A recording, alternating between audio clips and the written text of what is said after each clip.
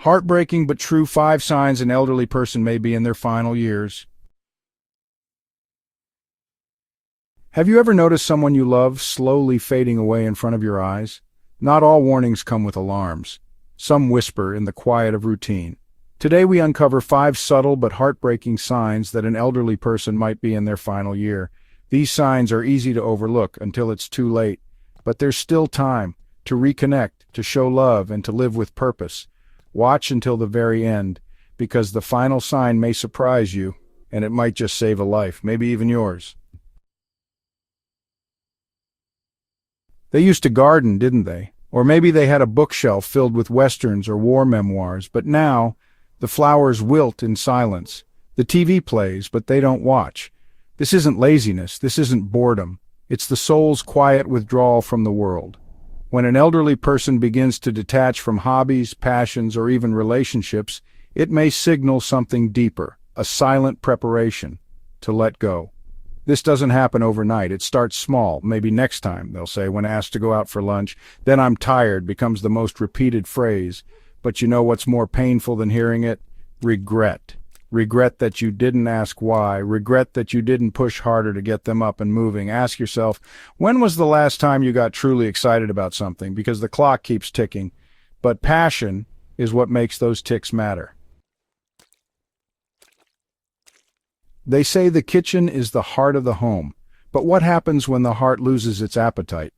One of the most overlooked signs of decline is sudden weight loss. Not the kind from a diet, the kind that sneaks up from apathy, from pain, from the body quietly shutting down systems it no longer needs. You might hear, "I'm just not hungry," or "nothing tastes the same anymore," and it's easy to dismiss that.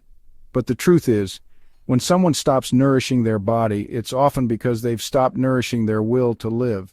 I remember my uncle who once made the best Sunday chili, spices perfectly balanced, cooked slow, always with a smile.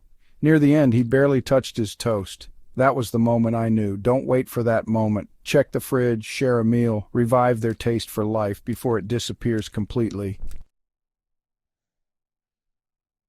Sign number 3, increased sleep and fatigue throughout the day. "I'm just resting my eyes."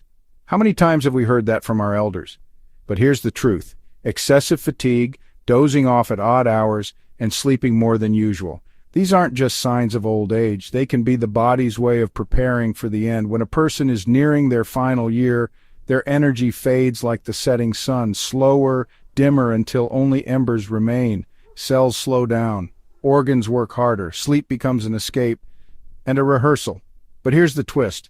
Fatigue isn't always physical. Often it's emotional. When someone feels like life no longer holds meaning, they choose sleep over reality. They choose dreams over disappointment. So ask them, what would give you a reason to get up tomorrow? The answer might not be far. Sometimes all it takes is being seen. Sign number 4, withdrawal from friends, family, and conversations. Silence can be deafening, especially when it comes from someone who used to light up the room. When people begin to say less, call less, or seem distant, we often chalk it up to aging. But what if it's more?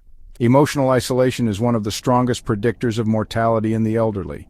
When the soul starts to dim, the connections we took for granted start slipping away. A woman I once met told me how her father stopped calling her by name, not out of forgetfulness, but out of fading interest.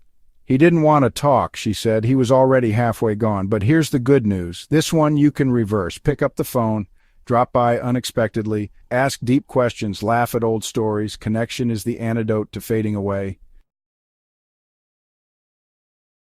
Sign number 5, unexplained physical symptoms and the quiet acceptance of them. Here's the one people miss the most. It's not always about the pain. It's about how they respond to it. Bruises, stiffness, shortness of breath. They might wave it off. It's nothing, they'll say. But deep down, they know. And worse, they've accepted it. This quiet surrender, where a person stops fighting, stops seeing doctors, stops trying, that's the real red flag. Because the fight doesn't end when life gets hard. It ends when we forget we're worth fighting for. Think back to when you overcame something, a surgery, a heartbreak, a job loss. You fought, didn't you? Because you believed life had more to offer.